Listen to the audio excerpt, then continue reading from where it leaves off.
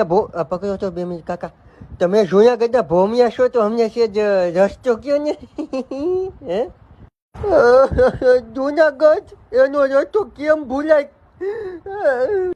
તમને લોકોને કીધું હતું ને જુનાગઢ નું નામ સાંભળીને ગાંગો થઈ જાય.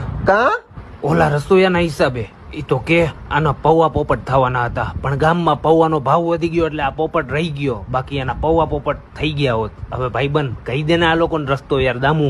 હા તો લીલીબાઈ વાળું પૂતું દૂધ્યું, ત્યાંથી તમારે 30 કિલોમીટર ડાબી બાજુ ઉતરવાનું, ત્યાંથી દક્ષિણમાં 40 કિલોમીટર, ત્યાંથી જમણી બાજુ મારીને સીધું ફાટક વાળો રસ્તો આવે, ત્યાંથી ઉપર થલ્લે જાતા જાહો ને એટલે તમને દેખાશે લીલાછમ વાદળા, અને વાદળાની નીચે ડુંગર, લીલાછમ ડુંગર ને વાદળા બે મિક્સ દેખાય એટલે જૂનાગઢનો રસ્તો ચોખ્ખો. મારું જૂનાગઢ.